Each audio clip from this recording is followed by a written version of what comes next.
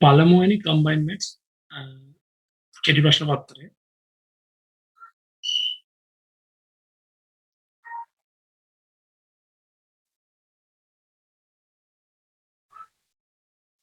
ඒතර පළවෙනි ප්‍රශ්නේ තියෙන්නේ ළමයි tan alpha බෙදීම 2 සමානයි 3න් 1යි tan beta බෙදීම 2 සමානයි භාගය කියලා අපිට දීලා තියෙනවා. හරි. අපිට හොයන්න කියනවා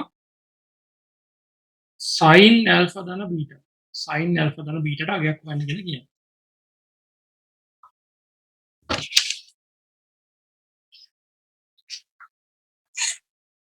හරි. එතකොට අපිට දැන් මෙතන දීලා තියෙනවා tan alpha බෙදීම 2 සමානයි 3න් 1යි කියලා.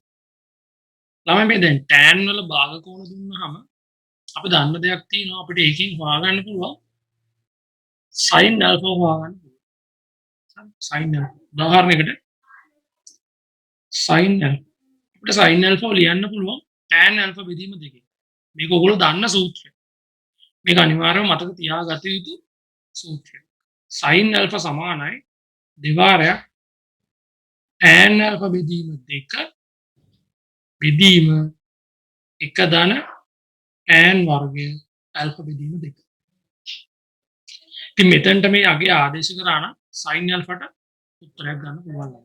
sin alpha ට උත්තරයක් ගන්න පුළුවන්. ඒ වගේම අපි බලමු ආදේශ කරලා දෙවාරයක් 1/3 ධන 1 ධන 3න් 1 සම්පූර්ණ වර්ගය. මෙතන අපිට පිළිතුරක් ලැබෙනවා 2 බෙදීම 3 සමානයි 1 ධන 1/9. මෙතන අපිට සුළු කරගන්න පුළුවන් 2 බෙදීම 3 10 බෙදීම 9. මෙතන ළමයි සුළු වුණාම අවසානයේ උත්තරයක් ලැබෙනවා අපිට 3 බෙදීම 5යි කියලා. 3 බෙදීම 5. දැන් sin alpha අපි දන්න හින්දා අපිට ලේසියෙන්ම cos alpha හොයාගන්නත් පුළුවන්. මම මොකටද මේ cos alpha හොයාගන්නේ? හේතුව තමයි දැන් අපිට හොයන්න කියලා දීලා තියෙන්නේ sin alpha ධන beta. sin alpha ධන beta. අපි දන්නවා sin alpha ධන beta ට තියෙන ප්‍රසාරණය. sin alpha ධන beta ගේ ප්‍රසාරණය තමයි ළමයි sin alpha cos beta ධන cos alpha sin beta. දැන් ඕගොල්ලන්ට මෙතන පේනවා හොඳට බලන්න sin alpha අපි දන්නවා. ඒ වගේම අපිට අවශ්‍යයි cos alpha. cos beta ත් ඕනේ අපිට sin beta. ඉතින් මේ හැම එකක්ම අපි හොයාගන්න. බලමු අපි මේ දේවල් කොහොමද හොයාගන්නේ කියලා. sin alpha අපිට හොයාගත්තා. sin alpha අපි හොයාගෙන තියෙන්නේ. cos alpha අපිට හොයාගන්න පුළුවන් මෙන්න මේ ආකාරයට. cos alpha හොයාගන්න පුළුවන් ත්‍රිකෝණයක් alpha. sin alpha අපිට ඇවිල්ලා තියෙනවා 3 බෙදීම 5. ඒතර අපි දන්නවා මේ පාඩේ හොයාගන්න පුළුවන් 4යි කියලා. මෙතනින් අපිට ලියන්න පුළුවන් cos alpha 4 බෙදීම 5. ඔන්න අපි cos alpha හොයාගත්තා. දැන් sin alpha දානවා. අපි ඊට පස්සේ බලමු මේ sin beta cos beta කොහොමද හොයාගන්නේ කියලා. sin beta අපිට sin beta ලියන්න පුළුවන් ළමයි tan beta බෙදීම 2. කලින් ලිව්වා වගේම 2යි tan beta බෙදීම 2. බෙදීම 1 ධන tan වර්ගයේ beta බෙදීම 2. ආදේශ කරමු අපිට tan beta බෙදීම 2ට දීලා තියෙන අගය. ආදේශ කරොත් වෙනවා දෙවාරයක් tan beta බෙදීම 2 කියන්නේ භාගයයි. 1 ධන භාගයේ සම්පූර්ණ වර්ගය. මේක සුළු කරගත්තොත් ළමයි මෙතන 1යි මෙතන අපිට එනවා 5 බෙදීම 7. අවසානයේ sin beta ට උත්තරයක් එනවා 4 බෙදීම 5. 4 බෙදීම 5. ඔය sin beta අපිට පුළුවන් මේකටත් අදාළ ත්‍රිකෝණය ඇඳලා cos beta වත් හොයාගන්න. cos beta වත් හොයාගන්න පුළුවන්. sin beta කියන්නේ 4 බෙදීම 5. පද්ද පාදය අපිට මෙතන 3යි කියලා එනවා. ඉතින් cos beta ලියා ගන්න පුළුවන් ලේසියෙන්ම බද්ධ පාදයේ බෙදීම කර්ම. ඔන්න cos බීටත් තමයි. දැන් ළමයි අපි sin alpha දන්නවා, cos බීට දන්නවා, cos alpha දන්නවා, sin බීටත් දන්නවා. දැන් අපිට පුළුවන් sin alpha දන බීට හොයන්න. sin alpha දන බීට. sin alpha දන බීට. sin alpha දන බීට කියන්නේ sin alpha. sin alpha. sin alpha කියන්නේ 3 බෙදීම 5. cos beta. cos beta 3 බෙදීම 5. ධන cos alpha. cos alpha 4 බෙදීම 5. වැඩි කිරීම sin beta. sin beta 4 බෙදීම 5. දැන් ඔයගොල්ලන්ට පේනවා මෙතන පහසුවෙන්ම අපිට මේක උත්තරේ ගන්න පුළුවන්. 9 බෙදීම 25. ධන 16 බෙදීම 25. මෙතන එකතු කරගත්තාම එන්නේ අපිට 25 බෙදීම 25. එන්න අපේ අවසාන පිළිතුරු විදිහට අපිට ලැබෙන එක. sin alpha ධන beta කියන්නේ 9. එතකොට 1. හරි.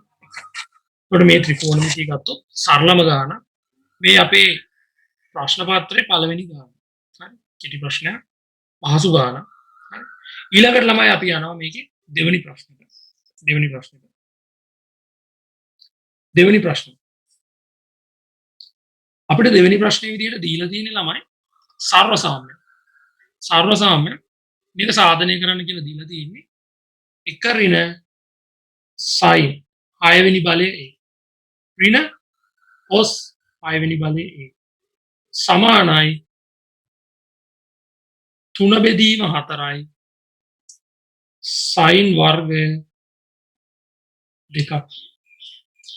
මේ සර්ව සාම්‍ය සාධනය කරන්න කියලා දීලා තියෙන්නේ. ඉතින් මේ සර්ව සාම්‍යයක් අපි සාධනය කරනකොට අපි මුලින්ම එක පැත්තකින් පටන් ගන්නවා. සාමාන්‍යයෙන් අපි වම් අත පැත්ත හෝ දකුණු අත පැත්ත තෝරගන්න ඕනේ. එතකොට අපිට දැන් මේ ගාන දැක්කාම ලේසියෙන්ම පේන දේ තමයි අපි මේක තෝරගන්න ඕන ළමයි වම් අත පැත්ත. මොකද වම් අත පැත්තේ තමයි අපිට සුළු කරන්න දැන් පහසුවෙන්ම දීලා තියෙන්නේ. අපිට පේන්නේ. හරි. ඉතින් මම තෝරගන්නවා වම් අත පැත්ත. වම් අත පැත්ත තෝරගන්නවා. එක ඍණ මම මෙතන මේ ඍණ ලකුණ ඉවතට අරගෙනම ලියා ගන්නවා. sin 6 වෙනි බලය a ධන cos 6 වෙනි බලය a. දැන් ළමයි මේක සුළු කරගන්න ඔයගොල්ලන්ට පේනවා මෙතන මේ 6 වෙනි බලයක් තියෙනවා. අපි සාමාන්‍යයෙන් ත්‍රිකෝණමිතියේ 6 වෙනි බලයට අදාළ සමීකරණ අපේ මතකේ නෑ. මේ මේකක් දන්නේ නෑ. හැබැයි අපිට පුළුවන් මේක මෙන්න මේ විදිහට පොඩ්ඩක් ලියා ගන්න. මේ විදිහට ලියා ගන්න. මේ වගේ ප්‍රශ්න දෙතුන් පාරක්ම පසුගිය විභාග ප්‍රශ්න පත්‍රවල ඇවිල්ලා තියෙනවා. හරි. සාමාන්‍යයෙන් අපි වර්ගයෙන් නම් අපිට මේක ලියා ගන්න පුළුවන් මෙන්න මේ විදිහට. හේතුව තමයි අපි වර්ගයෙන් යම් ප්‍රකාශන කීපයක් දාන්නේ. sin වර්ගය ධන cos වර්ගය එකයි. හරි. එතකොට එක ධන tan වර්ගය කියන්නේ sec වර්ගය. එක ධන cot වර්ගය කියන්නේ cosec වර්ගය. වර්ග වලින් අපි සමීකරණ දානවා. ඒකට අපි බලන්න ඕනේ මේ දන්න පැත්තට තමයි අපි යන්නත් ඕනේ. දැන් ඔයගොල්ලන්ට මෙතන පේනවා මෙන්න මෙහෙම දෙයක්. මේක නිකන් හරියට අර ඝන දෙකක ඓක්‍ය. ඝන දෙකක ඓක්‍ය තියෙන විදිහට තමයි තියෙන්නේ. ඒ කියන්නේ ළමයි මෙන්න මේ විදිහට. A ඝනය ධන B ඝනය. මෙන්න මේ විදිහට තියෙන්නේ. මේ A ඝනය ධන B ඝනය සාධක තියෙනවා. ඒක තමයි A ධන B A වර්ගය ඍණ AB ධන B වර්ගය. මේ A ධන B A ඝනය ධන B ඝනය සාධක. හරි. A ධන B වාරයක් A වර්ගයේ ඍණ AB ධන B වර්ගය. එතකොට දැන් මේ ඝන දෙකක ඓක්‍ය සාධක මේ විදිහට ලියන්න පුළුවන් නම් මෙතනත් ඒ ආකාරයෙන්ම ප්‍රකාශ කරන්න පුළුවන්.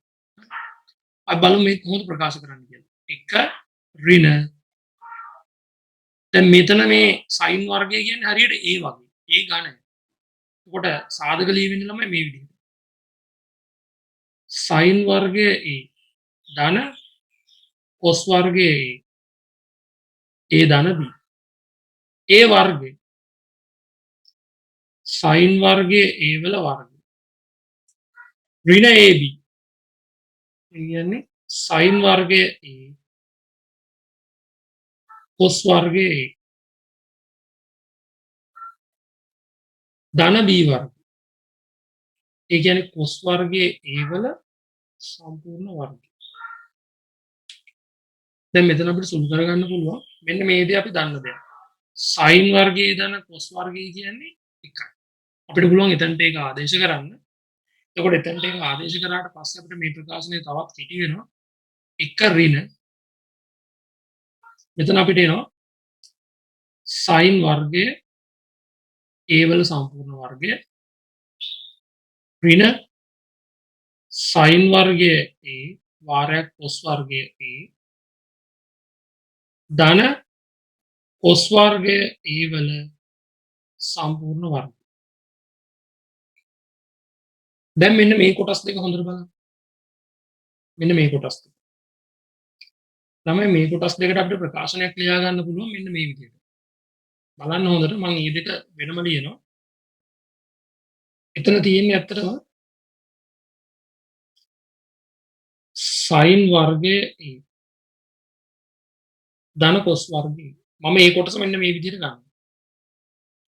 බලන්න සයින් වර්ගයේ ධන කොස් වර්ගයේ වල සම්පූර්ණ වර්ගය කියන්නේ මොකද්ද? අපිට මේක ප්‍රසාරණය කරගන්න පුළුවන් සයින් වර්ගයේ වල වර්ගය. පද දෙකේ ගුණිතය. දෙවාරයක් සයින් වර්ගයේ a කොස් වර්ගයේ ධන කොස් වර්ගයේ a වල ළමයි වර්ගය. කොස් වර්ගයේ වල වර්ගය. දැන් බලන්න අපි දන්නවා මෙතන මේ සයින් වර්ගයේ ධන කොස් වර්ගය කියන්නේ එකයි කියලා. එතකොට එකේ වර්ගය. මෙන්න මේ පදේ මේ දෙකයි සයින් වර්ගයේ කොස් වර්ගයේ මම අරන් යනවා වම් අත පැත්තට. එතකොට එතන ඍණ වෙනවා. දෙවාරයක් සයින් වර්ගයේ a කොස් වර්ගයේ සමානයි. දැන් දකුණු අත පැත්තේ ඉතුරු වෙන්නේ සයින් වර්ගයේ a වල සම්පූර්ණ වර්ගය ධන කොස් වර්ගයේ a වල සම්පූර්ණ වර්ගය. දැන් බලන්න මේ පදය වෙනුවට හරි අපිට එක ප්‍රකාශනයක් ආවා වම් අතට. ඉතින් මේ පද දෙක තියෙනවා මෙතන. කොස් වර්ගයේ වර්ගය සයින් වර්ගයේ වර්ගය. මේ පද දෙක වෙනුවට ළමයි මම මෙන්න මේ පදේ එතනට ආදේශ කරනවා. අපි ඒක ආදේශ කරලා ලියා ගමු. එක ඍණ දැන් මම මේ පදේ මෙතනට ආදේශ කර ගන්නවා. එක ඍණ දෙකයි සයින් වර්ගය a කොස් වර්ගය a. මෙතන තව ඍණ සයින් වර්ගයේ කොස් වර්ගයේ පදයක් තියෙනවා.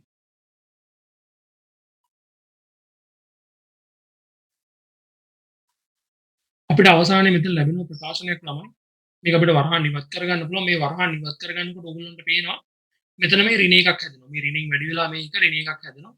එතකොට මේ ධන එකයි ඍණ එකයි කැපිලා යනවා. හරි. මේ ඍණ ලකුණේ මේ පද දෙක වැඩි වෙනවා. එතකොට ධන වෙනවා. අවසානයේ මෙතන ලැබෙන්නේ 3යි සයින් වර්ගය a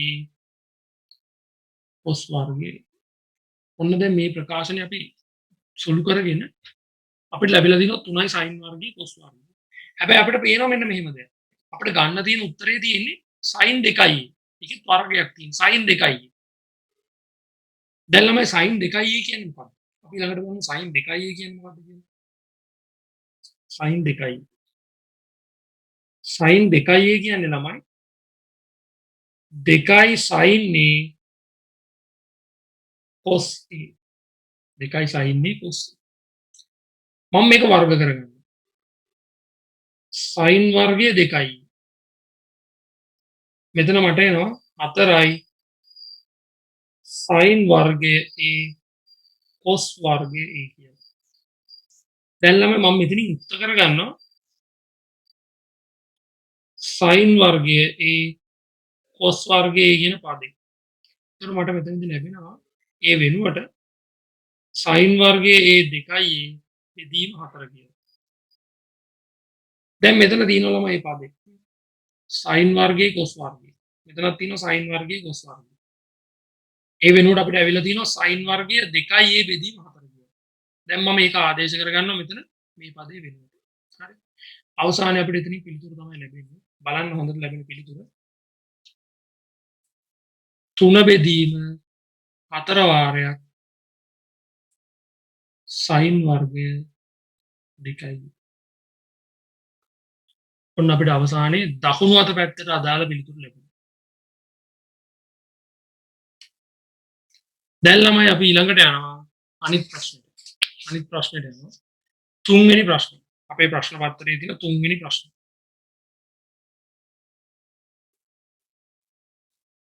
මේ තුන්වෙනි ප්‍රශ්නේ අපිට කියන්නේ ශ්‍රිතයේ දල ප්‍රස්ථාරයක් අඳින්න කියලා. ශ්‍රිතයේ දල ප්‍රස්ථාරයක් අඳින්න කියලා. අපිට දල ප්‍රස්ථාරය දීලා තිනවා මෙන්න මේ විදිහට.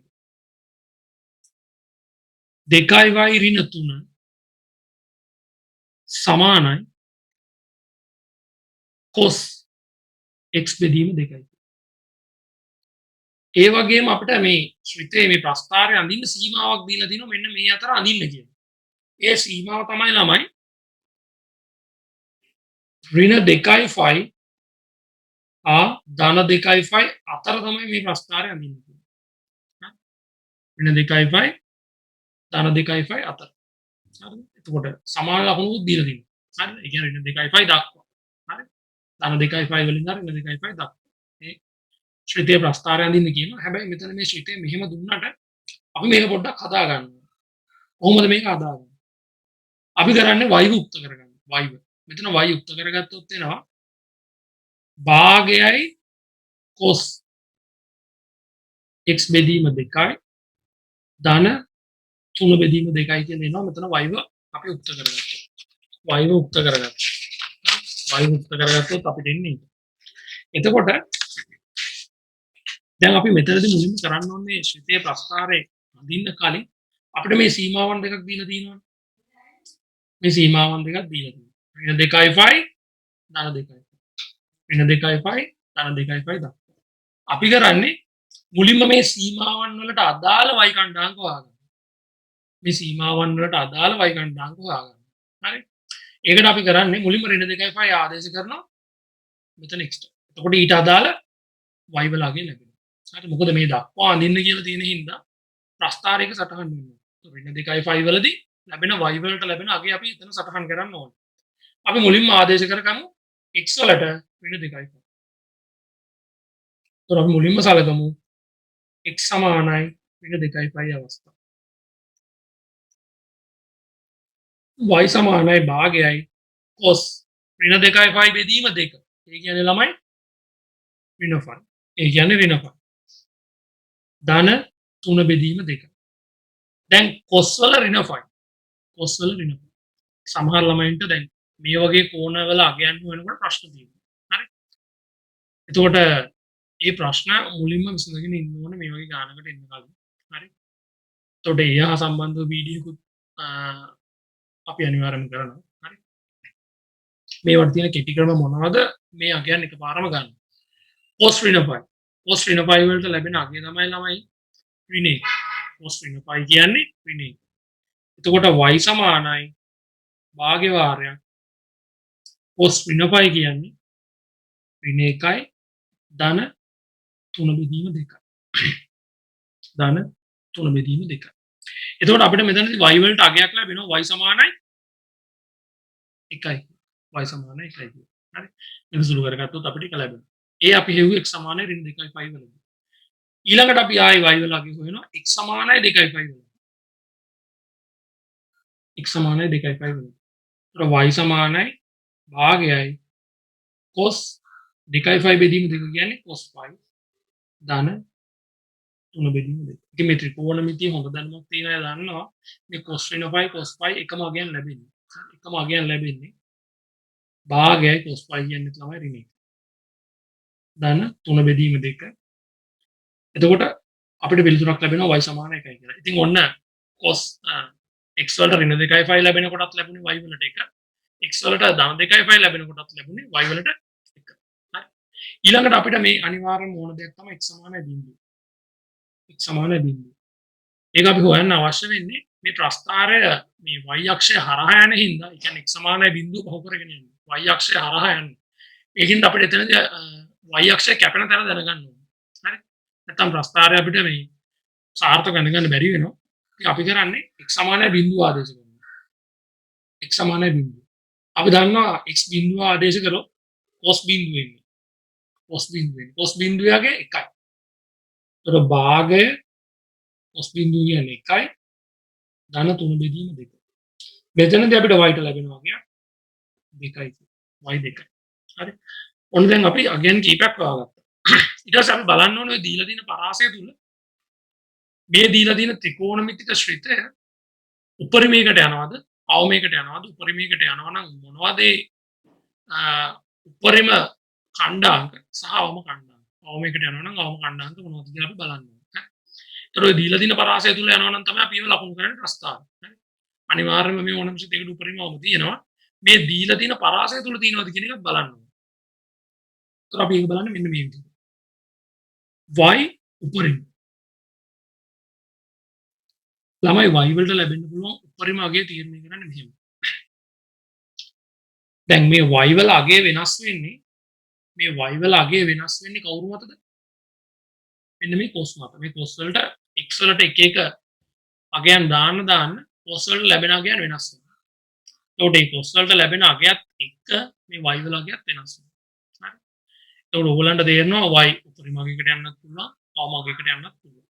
ඒකට සාමාන්‍ය මේ cos කෝණයකට තියෙන උපරිම අගය කීයද?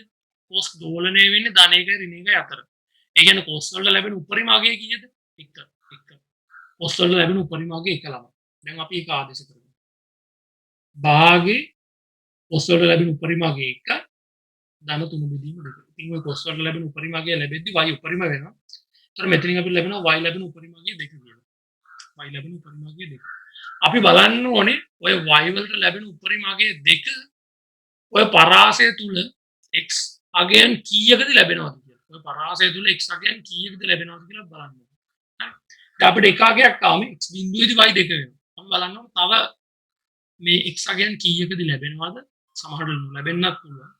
සමහරවිට ලැබෙන්නත් පුළුවන්. හරි. එතකොට අපි මෙතනදී කරන දේ තමයි මෙන්න මේ වගේ. අපි එක ගත්තේ cos x බෙදීම 2කට. cos x බෙදීම 2කට. එක කියන එක ළමයි ලැබෙන්න පුළුවන්. cos වල අපි දන්නම අගය තමයි බිඳුව. එතකොට cos වල සාධාරණ සමීකරණයක් ලියන විදිහ ඔයගොල්ලෝ දන්නවා. හරි සාධාරණ විසඳුම. කොහොමද අපි ලියන්නේ? 2n5 ධන හෝ ඍණ බිඳුව. මෙතන සාධාරණ විසඳුම ලිව්වොත් මේ විදිහට තමයි එන්නේ. හරි. එතකොට අපිට මෙතනින් x ට උත්තරයක් ගන්න පුළුවන් 4n5 කියලා. 4n5. එතකොට මේ n වලට අපි මෙතන ආදේශ කරනවා නිකිල ආදේශ කරනකොට x වලට එක එක අගයන් ලැබෙනවා. මේ ලැබෙන්නේ ළමයි cos x බෙදීම 2 එකක් වෙන අගය. හරි.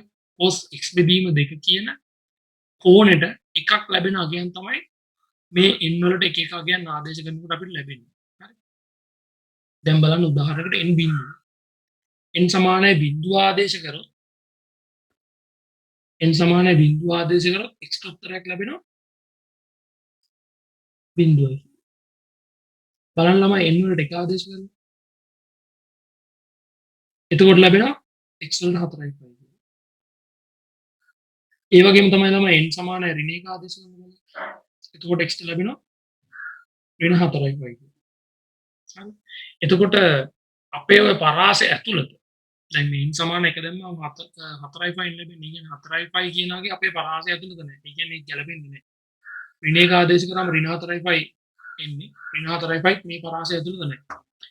එහෙනම් ඔය cos x බෙදීම 2 කියන එකට එකක් ලැබෙන්නේ n සමානයි බිඳුවේදී එහෙම නැත්නම් x සමානයි බිඳුවේදී පමණයි.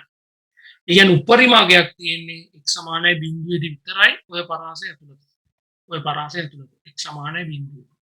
හරි ළමයි අපි දැන් ඔන්න උපරිම ලැබෙන මේ x අගයන් ටික හොයාගත්තා. එක x අගයයි ආවේ ඒක x සමානයි බිඳුව. ඊළඟ ළමයි මේ ප්‍රස්තාරය අඳිනකොට අපි බලන්න ඕනේ අවමත් තියෙනවද කියලා. හරි අවම.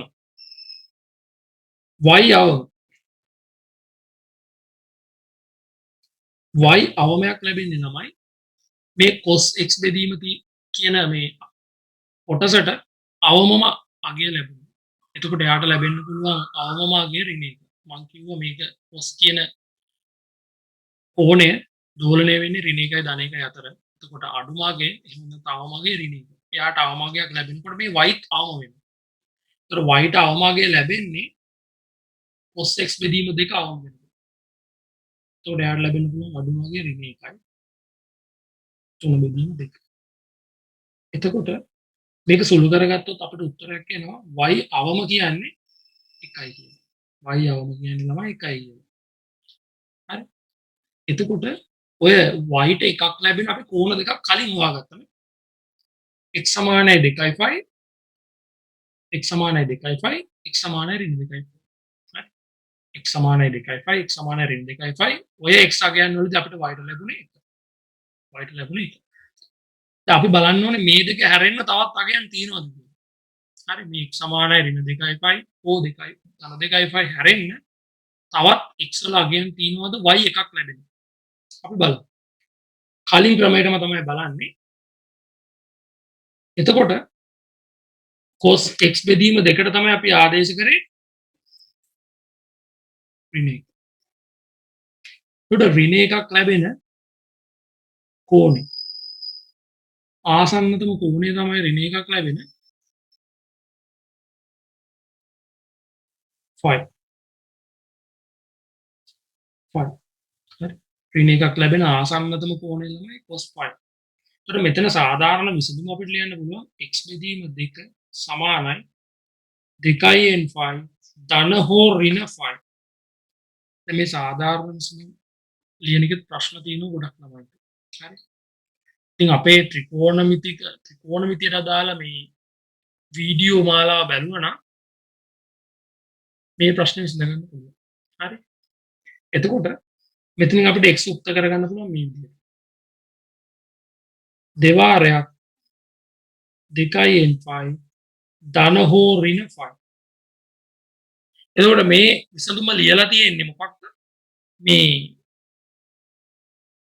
y වලට අවමාගය ලැබෙන x අගයන් ලැබෙන සාධාරණ විසඳුම. ඒතර කලින් විදිහට මොගලන්ට බලන්න පුළුවන්. දැන් බලන්න n සමානයි බිඳුව ආදේශ කරනවා. n සමානයි බිඳුව. n සමානයි බිඳුව ආදේශ කරොත් ළමයි මේ පදේ බිඳුවක් වෙනවා. ඔයගලන්ට පැහැදිලිව පේන x වලට උත්තර දෙකක් එන්නේ මොකක්ද? ධන 2යි ෆයි ඍණ 2යි. ඊට පස්සේ කාට හරි පුළුවන් n සමානයි 1 ආදේශ කරලා බලන්න. ආදේශ කරලා බැලුවොත් ළමයි ඔය පරාසය ඇතුළත තුල. ඒ කියන්නේ මේ ඍණ 2යි ෆයි ධන 2යි ෆයි ඇතුළත අපිට කිසිම අගයක් ලැබෙන්නේ නැහැ. හරි. ඒ වගේම තමයි කාට පුළුවන් ඍණ 1 ධන 1 ඔය ආදේශ කරලා බලන්න. ඔය පරාසය ඇතුළත තුල වෙන කිසිම අගයක් ලැබෙන්නේ නැහැ x වලට. ඒක නිසා ලැබෙන එකම අගයන් දෙක ධන 2යි ෆයි ඍණ 2යි ෆයි අපිට ඇත්තට මේ අගයන් දෙක ලැබුණා. කලින් ලැබුණා. හැබැයි අපි දන්නේ නැහැ මේ දෙක විතරද කියලා අපි දන්නේත් නැහැ ඒක අවමද කියලා. හරි. අපි හදාගෙන යද්දි තමයි අපි මේ දේවල් දැනගත්තේ මේ අවම මේ උපරිම කියලා. ඉතින් ඔන්න දැන් ඔය පරාසය ඇතුළත ප්‍රස්ථාරය අඳින්න ඒ කියන්නේ අපේ ප්‍රස්ථාරය අඳින්න තරම් අපි ලක්ෂ දැන් වාගෙන තියෙන. දැන් අපිට තියෙන ප්‍රස්ථාරය නිර්මාණය කරගන්න විතරයි. හරි. ප්‍රස්ථාරය දැන් අපි නිර්මාණය කරගමු. බලන්න දැන් කොහොමද ප්‍රස්ථාරය අඳගන්නේ කියලා. අපි දැන් ප්‍රස්ථාරය අඳින්න යන්නේ ළමයි. මෙන්න y අක්ෂය.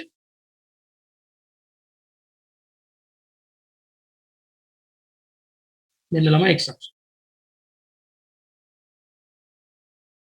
එතකොට මේක අපි ලකුණු කරගමු. ඔය අදාළ අගයන් ටික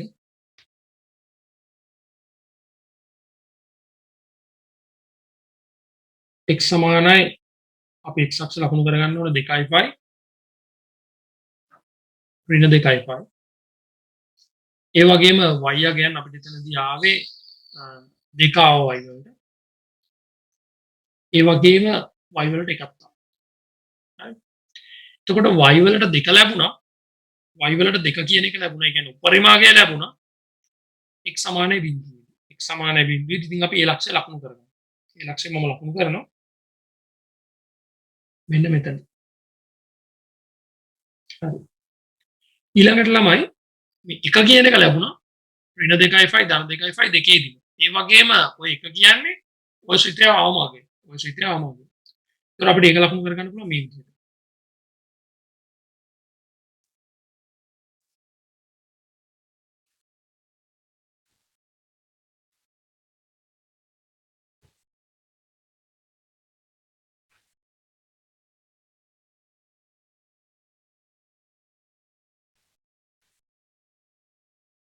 ඔන්න ඒ ලක්ෂ දෙක අපි ලකුණු කරගත්තා. දැන් දින්නේ අපිට ප්‍රස්ථාරය අඳින්න.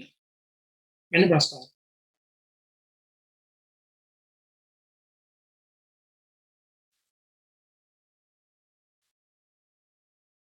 හරි. එතකොට මේ අපි ප්‍රස්ථාරයන්දී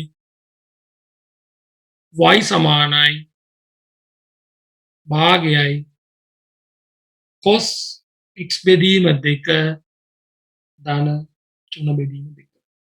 ඉතින් ළමයි මේ ප්‍රස්ථාර විතරක් නෙමෙයි. මෙතනින් එහාට මොන ත්‍රිකෝණමිතික ප්‍රස්ථාරය ආවත් මේ ආකාරයෙන්ම තමයි අඳින්න තියෙන්නේ. හරි.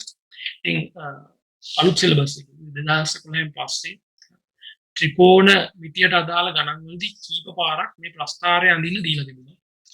මේ ආකාරයෙන්ම තමයි අඳින්නේ. මේ ආකාරයෙන් අඳුත් කොහෙත්ම වර්ධින්න හේතුවක් නැහැ. නිවැරදිම ප්‍රස්ථාර ලැබෙනවා. ඉතින් මේ ප්‍රස්ථාරය මේ කෙටි ප්‍රශ්නයක් විදිහට එක්තරා පාසලක තිබුණු ප්‍රශ්නයක් තමයි මේ අරගෙන තියෙන්නේ. හරි. ප්‍රසිද්ධ පාසලක තිබුණු ප්‍රශ්නයක්. මම මේක මෙච්චර විග්‍රහ කරලා යන්නේ ඕගොල්ලන්ට මෙතනින් එහාට ත්‍රිකෝණමිතික ශ්‍රේණියක ප්‍රස්ථාරයක් ඇඳ ගන්න આવොත් ප්‍රශ්නයක් නොවන විදිහට. හරි. ඉතින් මේක හොඳින් බලලා හරි මේක හොඳින් බලලා තවත් ත්‍රිකෝණමිතික ප්‍රස්ථාර කීපයක් අඳින්න උත්සාහ කරන්න. අඳින්න උත්සාහ කරන්න.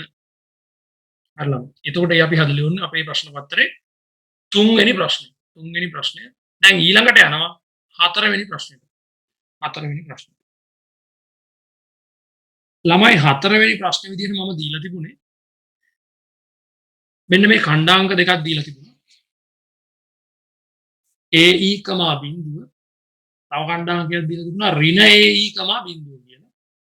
මේ ප්‍රශ්නේ දීලා තිබුණේ මේ අචල ලක්ෂ දෙකක සිට සචල ලක්ෂයකට ඇති දුරවල් වල එකතුව 2a වනසේ ලක්ෂයන් සියල්ලම එකම තලයක පිහිටයි නම් එම සචල ලක්ෂයේ පතේ සමීකරණය මෙන්න මේ ශ්‍රිතය මෙන්න මේ සමීකරණය ලැබෙනවා කියලා පෙන්වන්න කියලා කියන්නේ.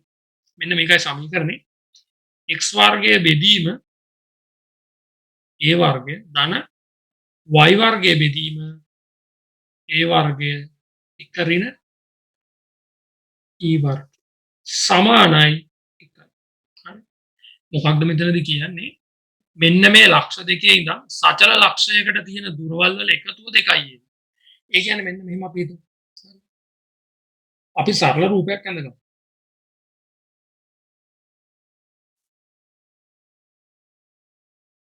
මෙන්න ලක්ෂ දෙක. මේ තියෙන එක ලක්ෂයක් AE, බිඳුව.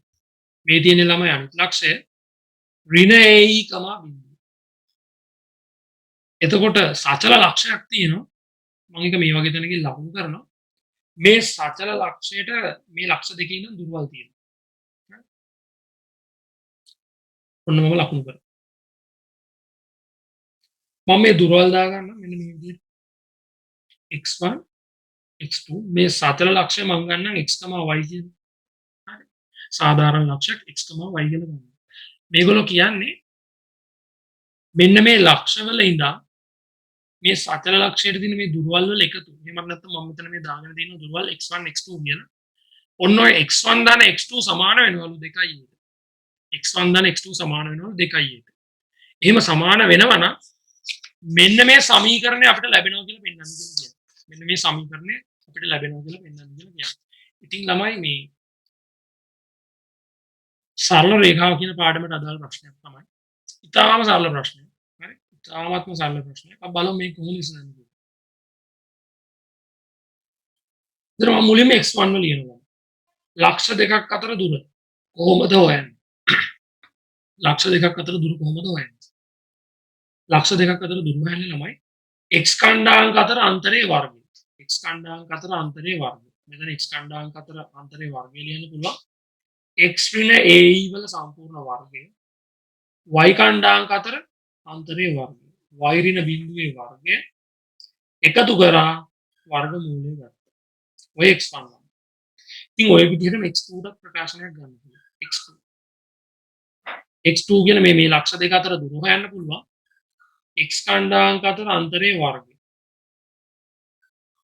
x ධන AE වල සම්පූර්ණ වර්ගය.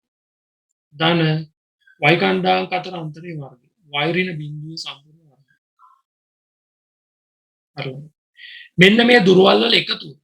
ඒ කියන්නේ මේ x1 ධන x2 සමාන වෙනවලු 2යි. x1 දාන x2 සමාන වෙනවා 2යි. ඉතින් මෙතනින් අපිට මේ දීලා තියෙන සමීකරණයට යන්න පුළුවන්. පොඩි සුළු කිරීමක් කරන්න සිද්ධ වෙනවා. හරි බලමු. කොහොමද මේ සුළු කිරීම කරගන්නේ?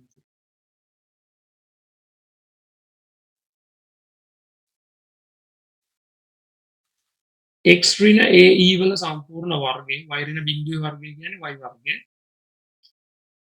ධන x ධන ae වල සම්පූර්ණ වර්ගය ධන y වර්ගය සමානයි 2යි. සමානයි 2යි. ඊළඟට ළමයි මම කරන්නේ මේ එක පද අනිත් පැත්තට ගන්න. මේ එක පද අනිත් පැත්තට අරගෙන ගිහිල්ලා දෙපැත්තම වර්ග කරනවා. දෙපැත්තම වර්ග කරනවා. ඉතින් ළමයි මේක සුළු කරගන්න ගියාම සමහර අය ප්‍රශ්න. හරිද? සුළු කිරීම වල ප්‍රශ්න තියෙනවා. ඉතින් මේවා විසඳ ගන්න. විභාගයට යන්න කලින් විසඳ ගන්න. මොකද කම්බයින්ඩ් මැත්ස් පේපර් එකේ වැදගත්ම දේ තමයි සුළු කිරීම. සුළු කිරීම ඉක්මනින් කරොත් එයාට ඔය කාලය ඇතුළත ප්‍රශ්නයක් නැතුව ප්‍රශ්න පත්‍රය ලියා ගන්න පුළුවන්. සමහර ළමයින්ට ගණන් ටික හදා ගන්න පුළුවන්. හැබැයි අර පැය තුනේ කාලය මදි. කරන්නේ ප්‍රශ්න කීපෙක. හරි? ගෙදර ඇවිල්ලා පේපර් එක බැලුවම තේරෙනවා මේ ඉතුරු ප්‍රශ්න ටිකත් කරගන්න තිබුණ පහසුවෙන්ම. හැබැයි මේ කාලේ ප්‍රශ්නයක් තමයි ඇවිල්ලා තියෙන්නේ. ඉතින් මේකට ලොකුම හේතුව වෙන්නේ මේ සුළු කිරීම. හරි? සුළු කිරීම. සුළු කිරීම අනිවාර්යයෙන්ම හොඳින් හදා ගන්න ඕන විභාගයට යන්න කලින්. x ඍණ ae වල සම්පූර්ණ වර්ගය ධන y වර්ගය සමානයි 2a ඍණ x ධන ae වල සම්පූර්ණ වර්ගය ධන y වර්ගය. දැන් කරන්න ළමයි වම් අත පැත්තයි දකුණු අත පැත්තයි දෙපසම වර්ග කරනවා. වර්ග කරද්දී මේක නම් වර්ගමූල ලකුණු අයින් වෙනවා. x ඍණ ae වල සම්පූර්ණ වර්ගය ධන y වර්ගය. මෙතන තියෙන පද දෙක. වර්ග කරගත්තොත් පළවෙනි පදේ වර්ගය. පද දෙකේ ගුණිතය දෙගුණය.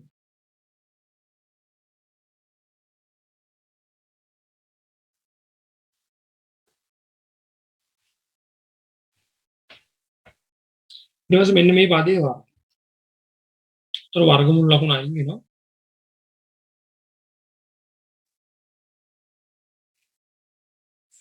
y වර්ගය. දැන් ළමයි ඔයගොල්ලන්ට පේන දෙයක් තියෙනවා මෙතන අපිට මේ y වර්ගයට y වර්ගය ඉවත් කරගන්න පුළුවන්. හරි. දැන් අපි ඉතුරු පද වර්ග කරගමු. මෙතන වර්ග වුණොත් ළමයි මෙතන එන x වර්ගය. ඍණ දෙවාරයක් aex ධන ae වල සම්පූර්ණ වර්ගය සමානයි 4a වර්ගය ඍණ 4a වර්ගමූල ඇතුලේ x ධන ae වල සම්පූර්ණ වර්ගය ධන y වර්ගය ධන මෙතන ප්‍රසාරණය කරගන්න මේ වහන ඉවත් කරගන්න එනවා x වර්ගය ධන 2aex ධන ae වල සම්පූර්ණ වර්ගය ධන ae වල සම්පූර්ණ වර්ගය මෙතනත් පුළුවන් අපිට පද කීපයක් ඉවත් කරගන්න බලන්න x වර්ගයට මෙතන x වර්ගය කැපිලා යනවා ae වර්ගයට මෙතන තියෙන ae වර්ගය තමයි කැපිලා යනවා හරි එතකොට මගේ ඊළඟ සුළු කිරීම වෙන්නේ මෙන්න මේ පදේ මම අරගෙන යනවා මේ පැත්තට අනෙක් පද ඔක්කොම මේ පැත්තට ගන්න බලන්න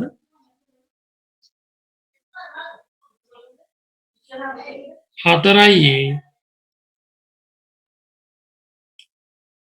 x ධන ae වල සම්පූර්ණ වර්ගය ධන y වර්ගය සමානයි 4a වර්ගය ධන 4aex 4aex දැන් ඕගලන්ට පේනවා මෙතන සාධකයක් විදිහට ඉවත් කරගන්න පුළුවන් මේ 4a කියන එක 4a කියන 4a කැපිලා ගියා 4a දැන් මේ වර්ගමූල ලකුණ ඉවත් කරගන්න ආයි දෙපසම වර්ග කරගන්න ආයි දෙපසම වර්ග කරගන්න ආයි දෙපසම වර්ග කරගත්තොත් තමයි මෙතන එනවා x ධන ae වල සම්පූර්ණ වර්ගය ධන y වර්ගය සමානයි මෙතන වර්ග කරගත්තොත් එනවා a වර්ගය පද දෙකේ ගුණිතයේ දෙගුණය දෙකක් aex අවසාන පදයේ වර්ගය එන්නේ ex වල සම්පූර්ණ වර්ගය මෙතන වරහණක් ඉවත් කරගන්න පුළුවන්. x වර්ගය 2ක් aex ධන ae වල සම්පූර්ණ වර්ගය ධන y වර්ගය සමානයි a වර්ගය 2ක් aex ධන ex වල සම්පූර්ණ වර්ගය. මෙතන තව පද කීපයක් ඉවත් කරගන්න පුළුවන්. 2aex 2aex කැපිලා යනවා.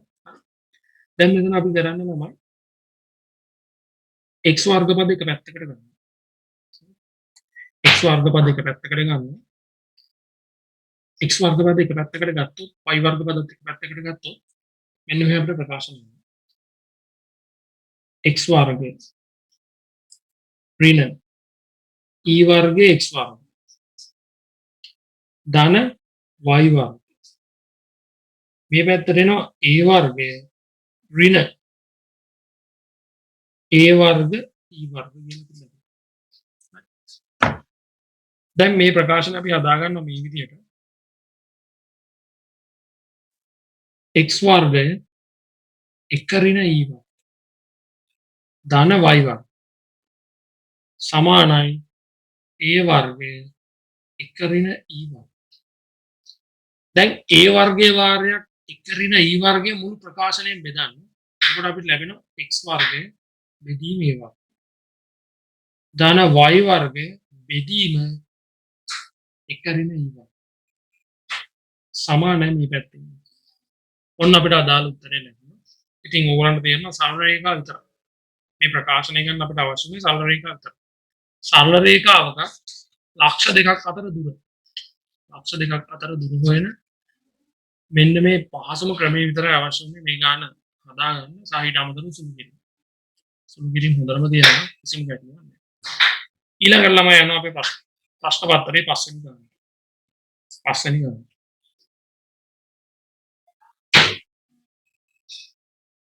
පස්වෙනි ගාන විදිහට අපි දීලා තියෙන්නේ ලඝු ගාන.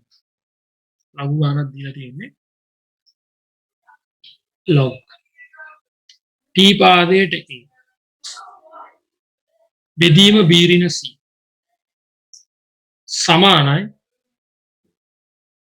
log t පාදයට b බෙදීම c ඍණ a සමානයි log t පාදයට c බෙදීම a ඍණ b. මෙන්න මේ අනුපාත සමානයි කියලා දීලා තියෙන්නේ.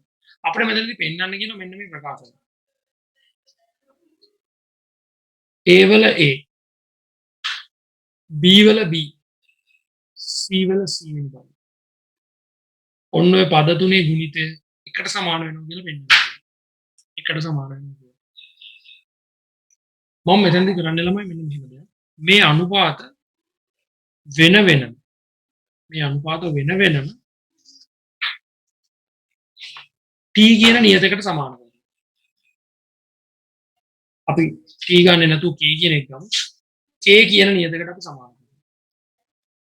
t අපිට දීලා තියෙනවා. අපි k කියලා වෙනම නියතයක් ගමු. මෙතනින් අපි ඊට පස්සේ කරන්නේ ලඝු ඉවත් කරගන්න. ලඝු ඉවත් කරන ඒ කියන්නේ මේක දර්ශක ආකාරයෙන් ප්‍රකාශ කරගන්න. දර්ශක ආකාරයෙන් ප්‍රකාශ කරගත්තොත් මෙතන එන්නේ a සමානයි t වල k වාරයක් b ඍණ c කියන එක තමයි අපිට එන්නේ. මේ a වලට ආපු. ඉතින් මේක සම්මිතික ප්‍රකාශනයක් නිසා අපිට ඉතුරු ටික මේ ප්‍රකාශනය බලලම ලියා ගන්න පුළුවන්. දැන් ඊළඟ එක මේක බලලා ලියා ගන්න පුළුවන්. b සමානයි t වාරයක් k c ඍණ a. ඊළඟ එක ලියා ගන්න පුළුවන් c සමානයි t වල k වාරයක් e ඍණ b. දැන් ABC වලට ප්‍රකාශන ගත්තා. හැබැයි ළමයි මෙතන තියෙන්නේ A වල A, B වල B, C වල C. අපි කොහොමද A වල A හදාගන්නේ? හරි. මේක කොහොමද පෙන්නන්නේ? දැන් ටිකක් කල්පනා කරන්න ඕනේ මෙතන. හරි. අපි මෙතන දන්නේ A විතරයි. හැබැයි අපිට මෙතනට අවශ්‍ය වෙලා තියෙනවා A වල A. හරි. A වල A බලය අවශ්‍ය වෙනවා තියෙනවා. එතකොට අපි කරන්නේ මෙන්න මෙහෙම. මේ තියෙන ප්‍රකාශනයේ වම් අත පැත්තේ ඒ වෙනි බලය ගන්නවා. එතකොට ළමයි දකුණු අත පැත්තේ ඒ විදිහටම දකුණු අත පැත්තේ ඒ වෙනි බලය ගන්නවා. ඉතින් දර්ශක නීතිවලදී ඉගෙන ගන්නවා මේක සුළු කරගන්න පුළුවන් මේ විදිහට. P K A B ඍණ C දර්ශක නීති. ඒ කියන්නේ මේ මෙන්න මේ දර්ශක නීති තමයි භාවිත කරන්නේ. A M N මේක අපිට ලියන්න පුළුවන් A වල M ආකාරයෙන් ප්‍රකාශ කරන්න පුළුවන්. ඔන්න දැන් මම A වල A හදාගත්තා. ඉතින් මේ විදිහෙන් B වල B හදාගත්තා. B වල B T K C ඍණ A අපි මේක ගන්නවා B වෙනි බලය දකුණු අත පැත්තේ. ඒතකොට අපිට මෙතනින් එනවා B වල B T K B C ඍණ C වලත් අපිට මේ විදිහටම ගන්න පුළුවන්. C වල ගන්න පුළුවන්. C වල C වම් අත පැත්තේ ගත්තා. දකුණු අත පැත්තේ අපි ගන්නවා.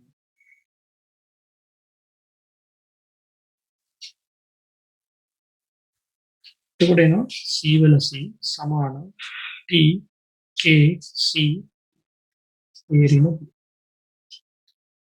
මේ දින අපේ ප්‍රකාශන තුන අපිට ලැබෙනවා. පළවෙනි ප්‍රකාශනය, දෙවෙනි ප්‍රකාශනය, තුන්වෙනි ප්‍රකාශනය. මම කරන්නේ තමයි පළවෙනි ප්‍රකාශනය, දෙවෙනි ප්‍රකාශනය, තුන්වෙනි ප්‍රකාශනය ගුණ කරනවා. ගුණ කරද්දී වම් අත පැත්තේ තියෙන දේවල් වම් අත පැත්තේ තියෙන ඒවත් එක්ක ගුණ වෙනවා. A වල A, B වල B, C වල C. සමානයි දකුණු අත පැත්තේ තියෙන. T සමානයි T වාරයක් T වල KA B ඍණ C. T KB KB C ඍණ A. T KC A ඍණ B. අපි දන්නවා මේ දර්ශක නීති වල හැටියට A වල M වැඩි වුණොත් A වල N එකම පාදය නම් තියෙන්නේ බල එකතු වෙනවා. ඉතින් මෙතනදිත් ළමයි බල ටික එකතු වෙනවා. බල ටික එකතු වෙනවා. බලන්න බල ටික එකතු වුණාම කැපිලා ගිහලා අවසානයේ බිඳුවක්. ඉතින් මෙතනින් අපිට පිළිතුර ලැබෙනවා. ඕනම අගයක බිඳුවේ බලය කීයට සමාන වෙන්නේ? 1ට. A වල A, B වල B, C වල C. ඉතින් ඔන්න ළමයි ඒ ලඝු ගානක් අපි හදුවා. හරි. ඒ ඕලන්ට තේරෙනවා අපි ඉවරුනේ පස්වෙනි ප්‍රශ්නය. පස්වෙනි ප්‍රශ්නය තමයි ළමයි ඉවරුනේ. අපිට 6 වෙනි ගාන විදිහට දීලා තියෙන්නේ අසමානතාව. මේ තියෙන්නේ අසමානතාව. මේක මාපාංක ශ්‍රිත වලින් තමයි තියෙන්නේ. මාපාංක ශ්‍රිත වලින් තියෙන්නේ. ඉතින් මේ වගේ ගණන් හදන ක්‍රම කීපයක් තියෙනවා. ප්‍රස්ථාරයක් ඇඳලා මේ අසමානතාව තෘප්ත කරන x වල අගය පරාසය අපිට හොයන්නත් පුළුවන්. එහෙම නැත්නම් තව ක්‍රම තියෙනවා. ඉතින් මේකේ දෙපැත්තෙම තියෙන්නේ මාපාංක. මේ අසමානතාව දෙපැත්තෙම තියෙන්නේ මාපාංක. අපිට මෙන්න මේ වගේ ක්‍රමයක් භාවිත කරන්න පුළුවන් මේක විසඳන්න. අපි කරන්නේ දෙපසම වර්ග කරනවා. වර්ග කරොත් ළමයි x ඍණ 1 වර්ගය. 4 වාරයක් x ධන 2 සම්පූර්ණ වර්ගය. ඉතින් මේක විසඳන්න මම මෙන්න මේ විදිහට x ඍණ 1 වර්ගය දකුණු අත පැත්තට අරන් එනවා. දැන් ඔයගලන්ට පේනවා මෙතන තියෙන්නේ වර්ග දෙකක අන්තරයක්. වර්ග දෙකක අන්තරයක්. මේක අපිට ලියන්න පුළුවන් දෙවාරයක් x ධන 2 ඍණ x ඍණ 1. දෙවාරයක් x ධන 2 ධන x ඍණ 1. ඉතින් මෙතනින් අපිට නිකම්ම සාධක දෙකක් ලැබෙනවා. බලමු අපි කොහොමද මේක විසඳන්නේ කියලා. මෙතනින් එනවා අපිට 4x ධන 4 ඍණ x ධන 1. මෙතන එනවා 2x ධන 4 ධන x ඍණ 1 මෙතන පොඩි වෙනසක් වෙන්න ඕන මෙතනට එන්නේ 2x ඉතින් මේක අපි තවදුරටත් සුළු කරගත්තොත් මෙතන 2x ඍණ x x ධන 5 මෙතන එනවා 3x ධන 3 ඉතින් මෙතනදී x ට ලැබෙනවා විසඳුම් දෙකක් x සමානයි ඍණ 5යි x සමානයි ඍණ 1යි අපි කරන්නේ ළමයි මේ විසඳුම් දෙක සංඛ්‍යා රේඛාවකට දාගන්න සංඛ්‍යා රේඛාවකට දාගන්නවා මෙන්න මේ ආකාරයට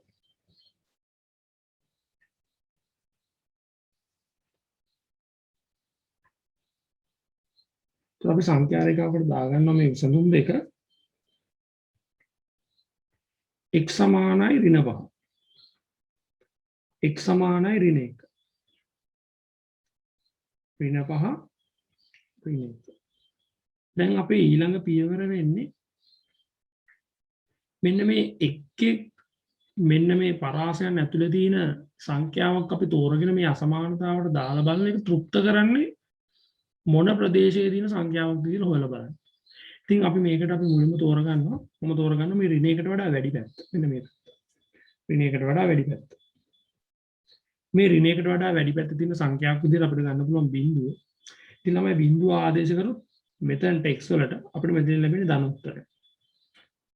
මෙතනට බිඳුව ආදේශ කරොත් මෙතන ලැබෙන්නේ ධන උත්තරය.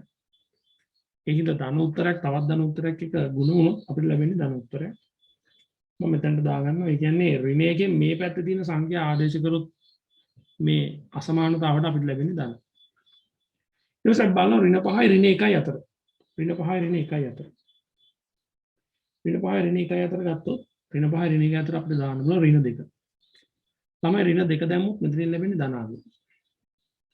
මෙතනින් ඍණ 2 දැම්මොත් ලැබෙන්නේ ඍණාංගය. x වලට ආදේශ කරලා බලන්න. හරි. එතකොට ධනයි ඍණයි. ඒ කියන්නේ අපිට ධනයි ඍණයි ගුණ වුණොත් ලැබෙන අගය කීයද? ඍණ ළමයි. ධනයි ඍණයි ගුණ වෙලා අපිට ලැබෙන අගය ඍණ. ඉතින් මේ පරාසය තුල ඒ කියන්නේ ඕනෑම සංඛ්‍යාවක් ආදේශ කරොත් ඍණාංගයක් තමයි ලැබෙන්නේ. අපි ඊට පස්සේ බලනවා ඍණ 5ට වඩා අඩු අගයක් දාන්න. ඍණ 5ට වඩා අඩු අගයක්. ඍණ 5ට වඩා අඩු අගයක් අපිට දාන්න පුළුවන් ඍණ 6. අපි ඍණ 6 දාමු. ඍණ 6 දැම්මොත් මෙතනින් එන්නේ ඍණ. මෙතනින් එන්නේ ඍණ. ඍණයි ඍණයි ගුණ වෙලා එන්නේ ධන උත්තරයක් ළමයි. ධන උත්තරයක්. ඒ කියන්නේ ඍණ 5ට වඩා අඩු සංඛ්‍යාවක් මේ අසමානතාවට ආදේශ කරොත් අපිට ලැබෙන්නේ ධන. හැබැයි අපෙන් අහන්නේ බිඳුවට වඩා කුඩා වෙන්නේ. බිඳුවට වඩා කුඩා වෙන්නේ මොන x අගයන් වලදද කියලා. මේ ශ්‍රිතේ. ඉතින් බිඳුවට වඩා කුඩා අගයක් ලැබෙන්නේ ළමයි ඍණ 5යි ඍණ 1යි අතර අගයන් වලදී. ඕගොල්ලන්ට ඒක පේනවා මෙතන පැහැදිලිවම. ඍණ 5යි ඍණ 1යි අතර අගයන් වලදී තමයි අපිට ඍණ සංඛ්‍යාවක් ලැබෙන්නේ මේ ශ්‍රිතේ. හරි. ඉතින් අපිට අවසානයේ මේක පිළිතුර ලියන්න පුළුවන් මෙන්න මේ විදිහට. ඍණ 5ට වඩා විශාලයි x ඍණ 5ට වඩා විශාලයි x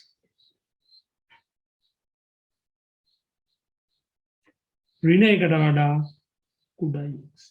ඔන්න ඔය පරාසය තුල x වලට ඕනෑම අගයක් ආදේශ කරොත් මේ අසමානතාව තෘප්ත කරනවා. ඒ කියන්නේ මේ මාපාංක ශ්‍රිත මේ මාපාංක අසමානතාව තෘප්ත වෙනවා. ඉතින් මේ එක ක්‍රමයකට හදපු මාපාංක අසමානතාව. ඉතින් මේක තව හදන්න පුළුවන් ක්‍රම තියෙනවා. ප්‍රස්ථාරයක් භාවිත කරලා අපිට හදන්න පුළුවන්. හරි. ඉතින් මම ඒ ක්‍රම වලට මෙතනදී යන්නේ නැහැ. හරි. අපි වෙනම වීඩියෝ එකක් කරනවා මාපාංක ශ්‍රිත කොහොමද ප්‍රස්ථාර ඇසුරින් විසඳන්නේ කියලා. හරි. මාපාංක ශ්‍රිත කොහොමද ප්‍රස්ථාර ඇසුරින් විසඳන්නේ කියන එක. ඒක ඉදිරියේදී බලාපොරොත්තු වෙන්න. හරි. අපි ඊළඟට යමු ඊළඟ ප්‍රශ්නෙට.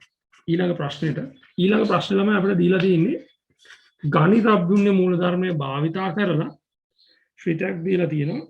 ඒක සත්‍ය වෙනවා කියලා පෙන්නනවා. ගණිත අභ්‍යුන්නේ මූලධර්මයේ භාවිතා කරලා.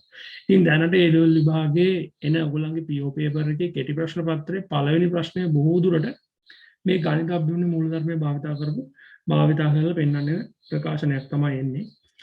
ඉතින් බලමු අපිට මේ 7 වෙනි ගානේ දීලා තියෙන ගණිත අභ්‍යුන්නේ මූලධර්මයේ භාවිතයෙන් මොකක්ද මේ තෘප්ත කරන්න තියෙන්නේ කියලා.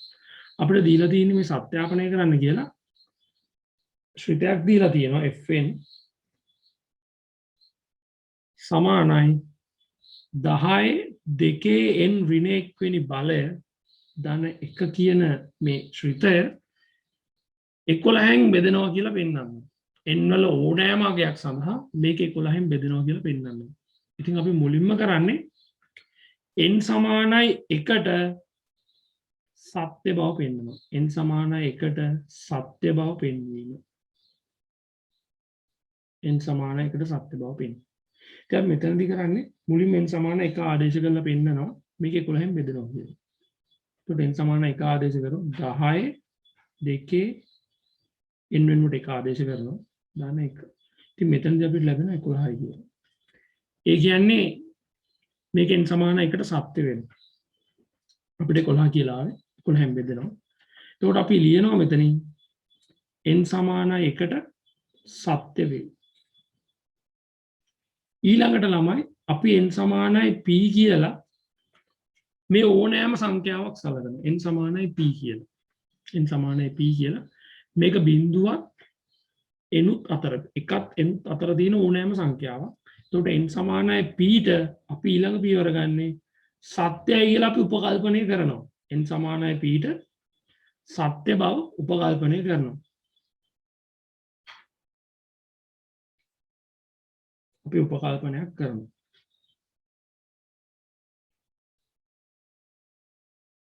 එතකොට මේක n සමානයි p ට සත්‍යයි කියලා උපකල්පනය කරාම අපිට මේ ප්‍රකාශනය ලියන්න පුළුවන් n වෙනුවට p දාලා මෙන්න මේ ආකාරයට.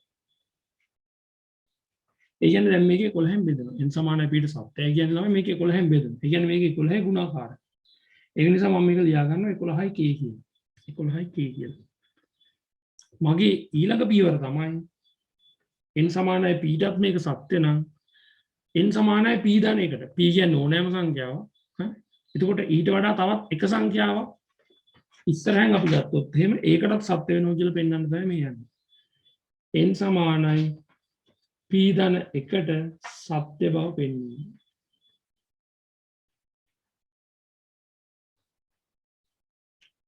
අපි දැන් ඒක ආදේශ කරලා බලමු. p ධන 1. එතකොට p තියෙන හැම තැනකටම p ධන 1 ආදේශ වෙන්නේ.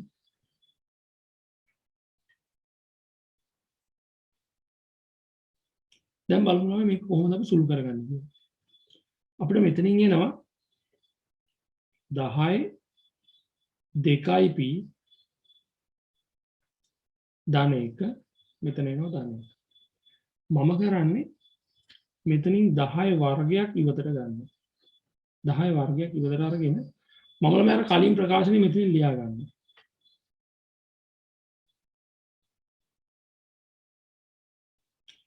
දැන් බලන්න මේ 10 වර්ගෙන් මේ 10 2යි p ඍණ 1 කියන එක ගුණ වුණොත් මේ 10 2යි p ධන 1 එනවා. ඒක ලැබෙනවා අපිට. ඊට පස්සේ මේ 10 වර්ගෙන් එක ගුණ වුණාම අපිට ලැබෙන්නේ 100ක්. හැබැයි උඩ ප්‍රකාශනයේ තියෙන එකක්. ඒ කියන්නේ වැඩිපුර මෙතන තියෙනවා 99ක්. මම ළමයි ඒ 99 මෙතනදී අඩු කරලා දානවා. ඍණ 99. දැන් මම කලින් මෙන්න මෙයා වෙනවා 10 2යි p ඍණ 1 වෙනකොට මෙතන ලියාගත්තා 11යි k කියලා. හේතුව අපි මේක n සමානයි p ට සත්‍යයි කියලා උපකල්පනය කරා. ඒ කියන්නේ මේක 11න් බෙදෙනවා.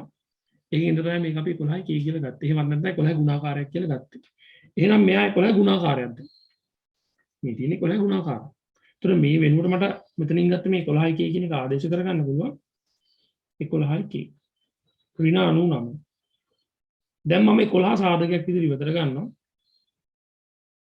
එතකොට මෙතන එනවා 10 වර්ගය k ඍණ 99න් 11 කියන සාධකය ඉවතට ගත්තොත් එන්නේ ළමයි 9. 9. දැන් ඕගොල්ලන්ට පේනවා මේ p ධන 1 කියන එකක් කීයෙන් බෙදෙනවද? මේක 11න් බෙදෙනවා. එහෙනම් මේක n සමානයි p ධන 1ට සත්‍යයි කියලා පෙන්වුවා ගණිත අභ්‍යුන්න මූලධර්මය භාවිතයි. ගණිත අභ්‍යුන්න මූලධර්මය භාවිතයි. අපි මේක අවසානයේ ලියන්න ඕනේ n සමානයි p ධන 1ට සත්‍ය වේ. එම නිසා ගණිත අභ්‍යුන්න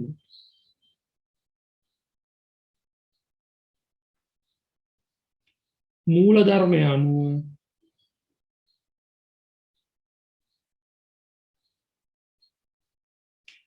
සියලුම n දාන නිකිල සඳහා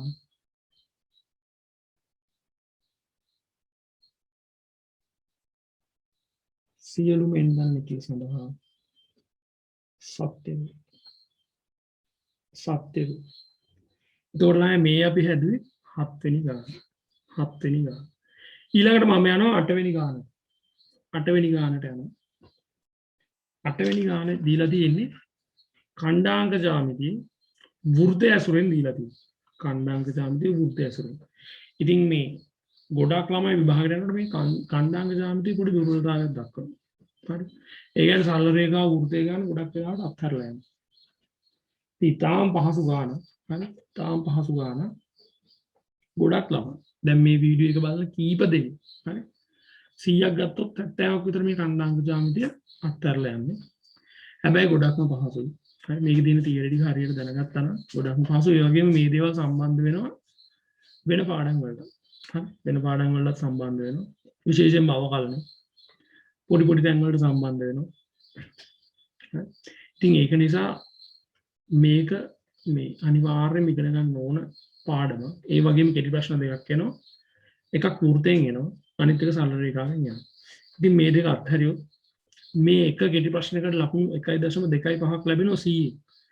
ඉතින් ඔය දෙක අතහැරියම ලකුණු 2.5. ඉතින් ළමයි මේ ඛණ්ඩාංක ජ්‍යාමිතිය කියන කොටස අත්හරින්න එපා අපරාධේ. එතකොට මේක අපිට දීලා තියෙනවා මෙන්න මේ විදිහ වෘත්ත දෙක. S1 කියලා එක වෘත්තයක් දීලා තියෙනවා. මේ වෘත්තයේ සමීකරණ දීලා තියෙන්නේ x වර්ගය ධන y වර්ගය ධන 4x ඍණ 2y ඍණ 4 සමානයි බිඳුව. අනෙක් වෘත්තය දීලා තියෙනවා S2 කියලා. මේ වෘත්තය දීලා තියෙන්නේ x වර්ගය ධන y වර්ගය ඍණ 2x ධන 6y ධන 4 ධන 4 නෙමෙයි ළමයි ධන a කියලා දීලා තියෙනවා. ධන a සමානයි බිඳුව. ඉතින් මේ වෘත්ත බාහිරව ස්පර්ශ කරනවා නම් ඒ වල අගය අහනවා. බාහිරව ස්පර්ශ කරනවා නම් ඒහි අගය අහනවා. ඉතින් බලන්න වෘත්ත දෙකක් බාහිරව ස්පර්ශ වෙනවා නම් මෙන්න මේ දේ විතර අපි දැනගන්න ඕනේ. මේ තියෙන වෘත්ත දෙකක්. ඔය කියන වෘත්ත දෙක S1 S2 කියන වෘත්ත දෙක. මෙන්න මේ වෘත්ත දෙක ළමයි බාහිරව ස්පර්ශ වෙනවා. ඒතර බාහිරව ස්පර්ශ වෙනවා නම් මෙන්න මේ දේ තෘප්ත වෙන්න ඕනේ. හොඳට බලන්න. මේ දින මේ වෘත්තයේ කේන්ද්‍රය. මේ දින මේ වෘත්තයේ කේන්ද්‍රය. එතකොට S1 වෘත්තයේ කේන්ද්‍රයේ ඛණ්ඩාංගය අපිට ගන්න පුළුවන් මෙන්න මේ දීලා තියෙන ප්‍රකාශනය ඇසුරු. මේ ප්‍රකාශනය ඇසුරෙන් ගන්න කොහොමද ළමයි මෙන්න මේ දේ හොඳට අහගන්න. අනිවාර්යයෙන්ම මේ x වර්ගය y වර්ගය ඉස්සරහා සංගුණක එක වෙලා තියෙන්න ඕනේ. හරි? එකක් වෙලා තියෙන්න ඕනේ. එහෙම නැතුව නියතාවයක් තියෙනවා නම් යම් සංගුණක තියෙනවා නම් අපි මේ සංගුණක වලින් බෙදාගෙන මේ x වර්ගය y වර්ගය මේ සංගුණක එක කරගන්න ඕනේ. හරි? එහෙම කරගත්තට පස්සේ දැන් මේක නම් x වර්ගය y වර්ගය ඉදිරියේ තියෙන සංගුණක එකයි. x වර්ගය y වර්ගය සංගුණක එකයි. ඒකට අපිට නිකම්ම කේන්ද්‍රේ ඛණ්ඩාංක ගන්න පුළුවන්. කොහොමද එහෙම කරන්නේ? මේ x ඉස්සරහා තියෙන සංගුණකය අපි දෙකෙන් බෙදනවා. එතකොට x ඉස්සරහා තියෙන්නේ 4 දෙකෙන් බෙදනවා. ඒක ඍණෙන් වැඩි කර ගන්නවා. එතකොට ලැබෙන්නේ ළමයි මේ S1 කියන වෘත්තේ කේන්ද්‍රේ x ඛණ්ඩාංගය. ඒ කියන්නේ ඍණ 2. ඊට පස්සේ y ඉදිරියෙන් තියෙන සංගුණකය දෙකෙන් බෙදලා ඍණෙන් වැඩි කර ගන්නවා. එතකොට ළමයි අපිට ලැබෙනවා 1යි කියලා. ඔන්න කේන්ද්‍රී ඛණ්ඩාංගය කියුවා S1 වෘත්තය. ඉතින් ওই විදිහටම S2 වෘත්තයත් අපිට හොයාගන්න පුළුවන්. හරි. S2 වෘත්තයත් හොයාගන්න පුළුවන්. x ඉස්සරහා තියෙන සංගුණකය දෙකෙන් බෙදනවා ඍණෙන් වැඩි කර ගන්නවා. 1යි දෙකෙන් බෙදනවා ඍණෙන් වැඩි කර ගන්නවා ඍණ 3යි. ඔන්න අපි කේන්ද්‍රය හොයාගත්තා. ළමයි වෙන්න ඕනේ මේ දේ බාහිරව ස්පර්ශ වෙනවා නම් මම මේ කේන්ද්‍ර දෙක යා කරන්න. ඔන්න මම කේන්ද්‍ර දෙක යා කරා. එතකොට කේන්ද්‍ර දෙක යා කරාම මේ S1 වෘත්තයේ අරේ මම ගන්නවා R1 කියලා. S2 වෘත්තයේ අරේ මම ගන්නවා R2 කියලා. S1 වෘත්තයේ කේන්ද්‍රය O1, S2 වෘත්තයේ කේන්ද්‍රය O2. මොකක්ද වෙන්න ඕනේ? දැන් ඔයගලන්ට පේනවා බාහිරව ස්පර්ශ වෙනවා නම් බලන්න මේ මම කියන දේ තේරෙනවද කියලා. O1 O2 අතර දුර. එහෙම නැත්නම් මේ කේන්ද්‍ර දෙක අතර දුර සමාන වෙන්න ඕනේ. අරයන් දෙකේ එකතුවට ළමයි. අරයන් දෙකේ එකතුවට R1 ධන R2 ට සමාන වෙන්න ඕනේ. කේන්ද්‍ර දෙක අතර දුර අරයන් දෙකේ එකතුවට සමාන වෙන්න ඕන. හරි අරයන් දෙකේ එකතුවට සමාන වෙන්න ඕන. කොහොමද දැන් මේ කේන්ද්‍ර දෙක අතර දුර හොයාගන්න පුළුවන්? ලක්ෂ දෙක දන්නවනේ. අරයන් කොහොමද හොයන්නේ? අරයන් කොහොමද හොයන්නේ? ඉතින් බලන්න ළමයි මම මේ කියලා දෙන දේවල් ටික මම තියරි පොඩ්ඩක් මතක් කරනවා. x වර්ගය ධන y වර්ගය ධන 2gx ධන 2fy ධන c සමානයි බිඳුව තමයි වෘත්තයක සාධාරණ සමීකරණය. එතකොට මේ දීලා තියෙන සාධාරණ සමීකරණයේ කේන්ද්‍රයේ කණ්ඩාංක හොයාගන්න පුළුවන් ක්‍රමය මම කලින් කිව්වා. අපි නිකන් හොයමු කේන්ද්‍රයේ කණ්ඩාංක O කියලා ගත්තොත් x ඉස්සරහා දෙන සංගුණකයේ දෙකෙන් බෙදෙනවා ඍණෙන් වැඩි කරගන්නවා ඍණ g y ඉස්සරහා දෙන සංගුණකයේ දෙකෙන් බෙදෙනවා ඍණෙන් වැඩි කරගන්නවා ඍණ m. කේන්ද්‍රයේ කණ්ඩාංක තමයි මේ හෙව්වේ. එතකොට මේ වෘත්තයේ අරේ විශාලත්වය හොයාගන්න පුළුවන් මෙන්න මේ විදිහට තමයි වර්ගමූල ඇතුලේ කේන්ද්‍රයේ x කණ්ඩාංකේ වර්ග කරනවා y කණ්ඩාංකේ වර්ග කරනවා එකතු කරනවා ඒකෙන් අඩු කරනවා මෙන්න මේ සාධාරණ සමීකරණයේ නියත පදේ g වර්ගය ධන f වර්ගය ඍණ c. ඒක වර්ගමූලය තමයි ළමයි අපි ගන්නේ අරේ විශාලත්වය කියලා. ඉතින් ඕගලන්ට r1 ලේසියෙන්ම හොයාගන්න පුළුවන්. r1 ලේසියෙන්ම හොයාගන්න පුළුවන්. අපි හොයමු r1 g වර්ගය ධන f වර්ගය. g වර්ගය කියන්නේ ළමයි 4යි. f වර්ගය කියන්නේ 1යි. ඍණ එයාට අයිති මේ නියත පදේ ඍණ 4. ඒ r1 තමයි. අපිට r2 වත් හොයාගන්න පුළුවන්. g වර්ගය 1 වර්ගය 1යි. ඍණ 3 වර්ගය කියන්නේ ළමයි 9යි. එතන තියෙන නියත පදේ a. එතකොට අපි ඒක අඩු කරන්නයි ඕනේ. ඔන්න r1 r2 හෙව්වා. හරි. එතකොට දැන් අපි මේක මෙන්න මේ දන්න මේ ටික මේ ප්‍රකාශනයට ආදේශ කරමු. කේන්ද්‍ර දෙක අතර දුර හොයන්න පුළුවන් x කණ්ඩාංක අතර වෙනසේ වර්ගය x කණ්ඩාංක අතර වෙනසේ වර්ගය ඍණ 2 ඍණ 1 වර්ග කරා එකතු කරනවා y කණ්ඩාංක අතර වෙනසේ වර්ගයට 1 ඍණ ඍණ 3 1 ඍණ ඍණ 3 වර්ග කරනවා මේකේ වර්ග මූලය තමයි කේන්ද්‍ර දෙක අතර දුර සමාන වෙන්න ඕන ළමයි r1 මෙතන අපිට සුළු කරගන්න පුළුවන් වර්ග මූල ඇතුලේ 9 ධන r2 10 ඍණ 1 දැන් ළමයි මෙතන සුළු කරගත්තොත් මෙතන ඉන්නේ ඍණ 3යි ඍණ 3ේ වර්ගය කියන්නේ 9යි ධන මෙතන හැදෙනවා 4ක් 4 වර්ගය කියන්නේ ළමයි 16යි මෙතන මූල 9 තියෙන්නේ ඒ කියන්නේ ළමයි 3යි 10 ඍණ 1 10 ඍණ 1 එතකොට 9 16 25යි 25ේ වර්ගමූලය කියන්නේ ළමයි 5යි සමානයි 3 ධන 10 ඍණ 1 මෙතන එනවා 2 සමානයි මූල 10 ඍණ 1 දෙපැසම වර්ග කරගන්න 4 සමානයි 10 ඍණ 1 ඒ වලට අවසානයේ උත්තරයක් ලැබෙනවා 6යි කියලා. බලන්න ඉතින් පහසු ගාන. හරි. තාම පහසු ගාන. අපි ඊළඟට යනවා ළමයි 9 වෙනි ප්‍රශ්නෙට. 9 වෙනි ප්‍රශ්නෙට.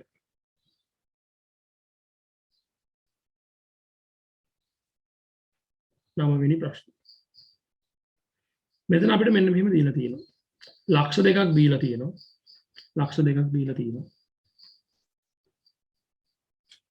ඍණ 2,4 ඍණ 2,4 හා 1 ඍණ 3 1 ඍණ 3 ලක්ෂ ආකරණ රේඛා ඛණ්ඩය 2:3 අනුපාතයෙන් බාහිරව ඡේදන ලක්ෂය හරහා යන්නා වූද හරිද 4x ධන 3y ධන 1 සමානයි බිඳුව රේඛාවට සමාන්තර වූ සරල රේඛාවේ සමීකරණය සොයන්න කියලා තමයි අපිට දීලා තියෙන්නේ. හරි.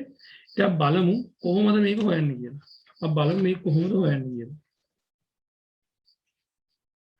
අපි බලමු මේක කොහොමද හොයන්නේ කියලා. මෙතන අපි මුලින්ම කරන්නේ කෙටි රූප සටහනක් ඇඳ ගන්න. හරි. රූප සටහනක් ඇඳ ගන්න. මේ දින්නේ රූප සටහන. මෙතනදී අපිට ඔය ලක්ෂ ටික ලකුණු කරගත්තොත් ළමයි මෙන්න මේ විදිහට එන්නේ. මේ තියෙන්නේ 1.3 ලක්ෂය. මේ තියෙන්නේ -2.4 ලක්ෂය. -2.4 ලක්ෂය. එතකොට මේ ලක්ෂ දෙකට මේ යා කරන රේඛාව 2.3 අනුපාතයෙන් බාහිරව ඡේදන ලක්ෂය හරහා යන්නා වූ. එතකොට මේ ලක්ෂ දෙක බාහිරව බෙදෙන යම් ලක්ෂයක් තියෙනවා. ඒක මම ගන්නම් x, y කියලා. x, y කියලා. ඒකේ අනුපාත දීලා තියෙන්නේ 2.3 කියලා. මේ 2.3 කියලා දීලා තියෙන්නේ මෙන්න මේ අනුපාතය 2යි. මෙන්න මේ අනුපාතය 3යි. බාහිරින් තමයි මේ ලක්ෂ දෙක බෙදෙන්නේ මේ x, y කියන ලක්ෂය. අපි ළමයි මුලින්ම මේ x, y කියන ලක්ෂය හොයාගන්නවා. x, y කියන ලක්ෂය හොයාගන්නවා. අපිට මේ x, y කියන ලක්ෂය හොයාගන්න පුළුවන් මෙන්න මේ විදිහට. හරි? මේ අනුපාතය අපිට මෙතනින් ගන්න පුළුවන් 1යි කියලා. මේ අනුපාතය ගන්න පුළුවන් 1යි කියලා. මොකද මේ අනුපාතය 3යි, මේ අනුපාතය 2යි, එහිඳ මේ අනුපාතය 1යි. හරි? අපි කරන්නේ ඕලට මතක ඇති දැන් අර අභ්‍යන්තරව බෙදෙන ලක්ෂය කණ්ඩායම් කරන ක්‍රමයක් තියෙනවා. මෙන්න මේක ඒ ක්‍රමය. ඒ ක්‍රමයෙන්ම මේක හොයාගන්න පුළුවන්.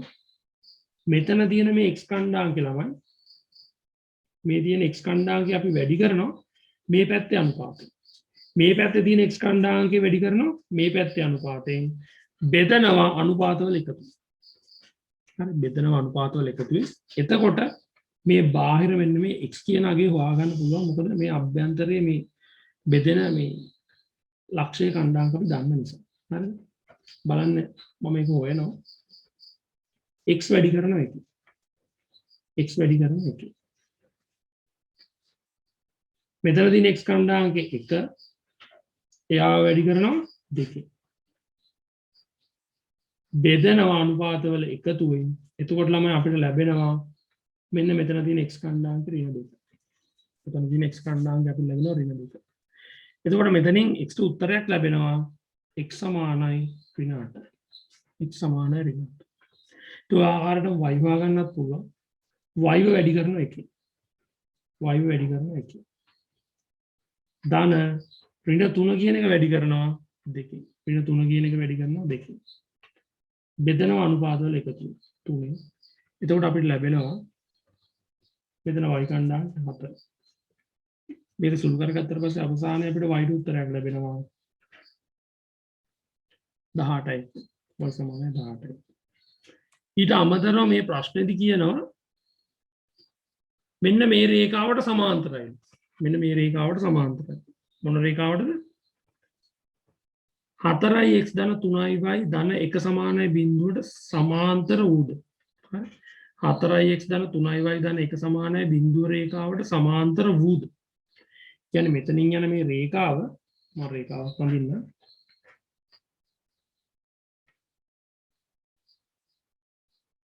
දැන් මෙතනින් යන රේඛාව තමයි අපිට හොයන්න කියන්නේ. මේ රේඛාව සමාන්තරයිලු තවත් රේඛාවකට. ඒ රේඛාව තමයි අපිට දීලා තියෙන්නේ. මෙන්න මේ විදිහට මේ රේඛාව අපිට දීලා තියෙනවා ළමයි 4x ධන 3y ධන 1 සමානයි බිඳුව. මේ රේඛාවට සමාන්තරයි මෙන්න මේ රේඛාව. මේ රේඛාව යන්නේ අර බාහිරව බෙදෙන ලක්ෂය හරහා. ඉතින් මේ රේඛාවේ සමීකරණ තමයි අපි අහන්නේ. ඉතින් ළමයි සමාන්තර නම් මේ රේඛා දෙකේ අනුක්‍රමණ සමාන වෙන්න ඕනේ. මේ රේඛා දෙකේ අනුක්‍රමණ සමාන වෙන්න ඕනේ. ඉතින් අපිට අනුක්‍රමණය හොයාගන්න පුළුවන් මේ දීලා තියෙන රේඛාවේ 4x ධන 3y ධන 1.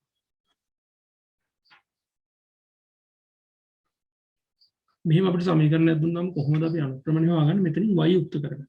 y යුක්ත කරගත්තාම මෙතන අපිට ලැබෙනවා y සමානයි ඍණ 4x බෙදීම 3 ඍණ 1 බෙදීම 3. කියන්නේ දැන් මේක තියෙන්නේ y සමානයි mx ධන c ආකාරය. ඒතර මෙතන m විදිහට තියෙන්නේ ළමයි. එහෙම නැත්නම් අනුක්‍රමණයේ විදිහට තියෙන්නේ ඍණ 4 බෙදීම 3. කියන්නේ මේ රේඛාවේ අනුක්‍රමණයේ ඍණ 4 බෙදීම 3. මේ රේඛාවෙත් ළමයි එහෙනම් අනුක්‍රමණයේ ඍණ 4 බෙදීම 3.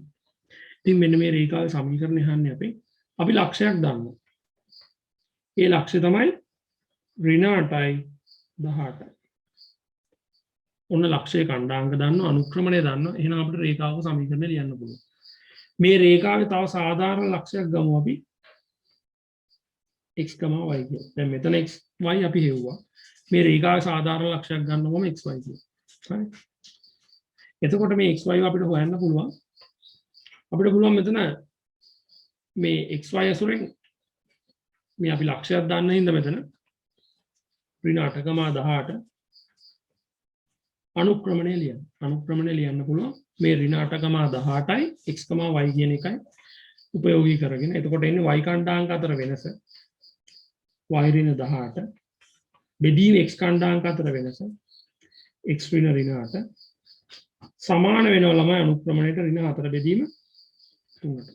ඉතින් මේක මේ සමීකරණේ විසඳුවා නම් අපිට මේ රේඛාවේ සමීකරණය ලැබෙනවා. මේ රේඛාවේ සමීකරණය ලැබෙනවා. ඉතින් මේක විසඳන්න තියෙන්නේ හරි y ඍණ 18 බෙදීම x ඍණ 8 සමානයි ඍණ 4 බෙදීම 3. හරස් ගුණ කරලා සුළු කරා නම් අපිට මෙන්න මේ රේඛාවේ සමීකරණය ලැබෙනවා. ඉතින් මේක හරස් ගුණ කරලා සුළු කරාම අපිට ලැබෙන්නේ 3y ධන 4x ඍණ 22 සමානයි 2. හරි. ඔන්න ළමයි අපි 9 වෙනි ගානක් හදුවා. 9 වෙනි ගානක් හදුවා. ඊළඟට ළමයි මම යනවා 10 වෙනි ගානට. 10 වෙනි ගානට.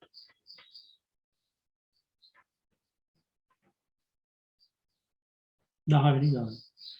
පරාවලයක සමීකරණය අපිට දීලා තියෙනවා y වර්ගය සමානයි 4ax කියලා.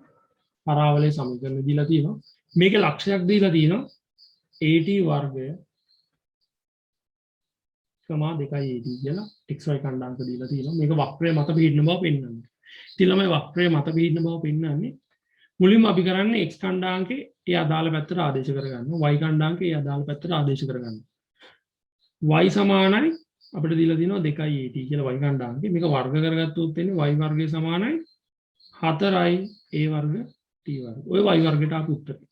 අපි ඊට පස්සේ බලමු 4ax වෙන්නේ මොකද්ද කියලා. 4a x වෙනුවට අපිට දීලා තියෙනවා at වර්ගය කියලා. මේක සුළු කරගත්තොත් ළමයි එනවා 4i a වර්ග t වර්ග කියලා. දැන් ඕගලන්ට පේනවා මේ y වර්ගයට ආපු උත්තරේ 4ax ට ආපු උත්තරේ මොකද වෙන්නේ සමාන වෙන්නේ. يعني y වර්ගය සමානයි 4ax කියන මේ ප්‍රකාශනය තෘප්ත වෙනවා. එම නිසා මේ ලක්ෂය තියෙන්නේ මේ පරාවලය මත. එම නිසා මෙම ලක්ෂය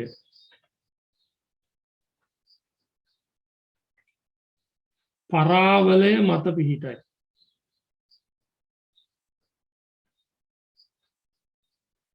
පරාවලය මත පිහිටයි. ඊට පස්සේ ළමයි කියන මේකේ t කියන්නේ පරාමිතියක්ලු. තවද t සමානයි ඍණ 2හිදී වක්‍රයට අඳින ස්පර්ශකයේ සමීකරණය සොයන්න. වක්‍රයට අඳින ස්පර්ශකයේ සමීකරණය හොයන්න. තාමත්ම සරලයි.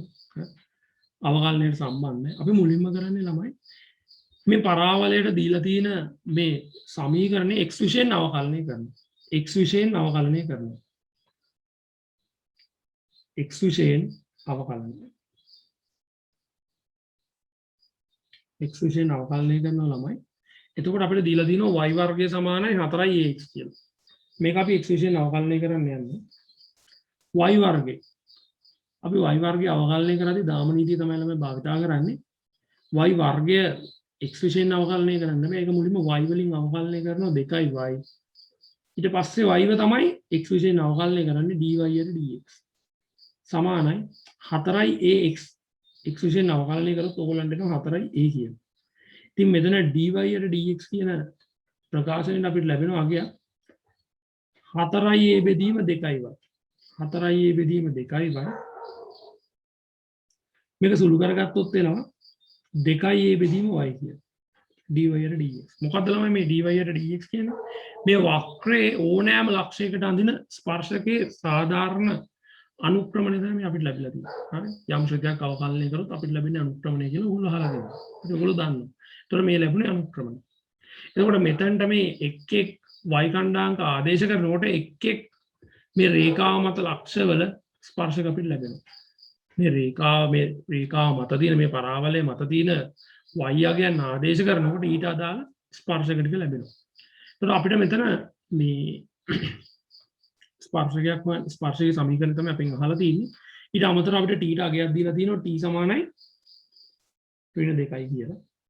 t සමානයි ඍණ 2යි කියලා. මම මෙතනින් y කණ්ඩායමක ගන්නවා. y කණ්ඩායමක y සමානයි ළමයි 2යි at කියලා අපිට දීලා තියෙනවා. ඉතින් ඔය අදාළගේ ආදේශ කරගත්තොත් එනවා ඍණ 4යි a කියලා. t වෙනුවට ඍණ 2 ආදේශ කරගත්තා. ඉතින් මම කරන්නේ ඒක අර dy dx තාව ප්‍රකාශනයට ආදේශ කරනවා. මෙතනදී ආවේ 2යි a බෙදීම y. y කියන්නේ ළමයි ඍණ 4යි a. මෙතනින් අපිට එනවා ඍණ භාගයයි. dy අර dx එනවා ඍණ භාගයයි කියන. දැන් අපි t සමානයි ඍණ 2 වෙනකොට ස්පර්ශකයේ අනුක්‍රමණය දානවා. මේ තියෙන අනුක්‍රමණය. ස්පර්ශකයේ අනුක්‍රමණය දානවා. අපෙන් අහන්නේ සමීකරණ. එතකොට අපිට සමීකරණයක් ගන්න නම් මේ රේඛාව සමීකරණයක් ගන්න නම් ලක්ෂයක් ඕන. තව ලක්ෂයක ඛණ්ඩාංක අපි දැනගෙන තියෙනවා. ඉතින් අපිට මේ පරාවලේ ලක්ෂ හැසිරෙන විදිය දීලා දිනවා t ත් එක්ක. අපි කරන්නේ t සමානයි ඍණ 2 වෙනකොට මේ ලක්ෂය හොයාගන්න. අපි හොයමු. a t වර්ගය කියන්නේ ළමයි ඍණ 2 වර්ගය. එතකොට මේ තියෙන x ඛණ්ඩාංකේ 2යි a t වෙනුවට අපි දානවා ඍණ 2 මේ තියෙන්නේ y ඛණ්ඩාංකේ. මෙතන එනවා 4යි a ඍණ 4යි a කියලා. ඔන්න අපි ලක්ෂයක් හොයාගත්තා t සමානයි ඍණ 2 වෙනකොට. දැන් අපිට ඕනේ මේකේ සමීකරණ ගන්න. මේ රේඛාවේ සමීකරණ ගන්න. අපි කරන්නේ ළමයි අපි කරන්නේ මුලින්ම රේඛාවක් අඳගන්න. මම ওই ලක්ෂ්‍ය ලකුණු කරනවා. ওই ලක්ෂ්‍ය ලකුණු කරනවා 4යි a ක්‍රමාරින 4යි. අපි අනුක්‍රමණය දන්නවා මේකේ ඍණ භාගය. ඍණ භාගය කියලා අපි අනුක්‍රමණය දන්නවා. දැන් අපි යන්නේ මේ රේඛාවේ සමීකරණය ලියන්න. මේ රේඛාවේ සමීකරණය ලියන්න. බලන්න කොහොමද මම මේ රේඛාවේ සමීකරණය ලියන්නේ කියලා. හරි. සාධාරණ ලක්ෂයක් ගන්නවා x, y කියලා. මුලින්ම අපි කරන්නේ y කණ්ඩායම් අතර අන්තරය ගන්න. y ඍණ 4යි a. බෙදනවා x කණ්ඩායම් අතර අන්තරේ. එතකොට එන්නේ ළමයි x ඍණ 4යි a. එළිය මේ රේඛාවේ අනුක්‍රමණය. අපිට අනුක්‍රමණය අපි හොයාගත්ත මේකේ ඍණ භාගය කියලා. ඍණ භාගය කියලා අනුක්‍රමණය හොයාගත්තා. ඉතින් මේක අපිට සුළු කරගත්තා නම් මේ රේඛාවේ සමීකරණ ලැබෙනවා. ඒ කියන්නේ 2y ධන x ධන 4යි a සමානයි බිඳුව. මේ තියෙන්නේ පරාවලයට ඇඳි ස්පර්ශකයේ සමීකරණේ t සමානයි ඍණ 2 වෙන අවස්ථාව. හරි. t සමානයි ඍණ 2 වෙන අවස්ථාව. හරිනම්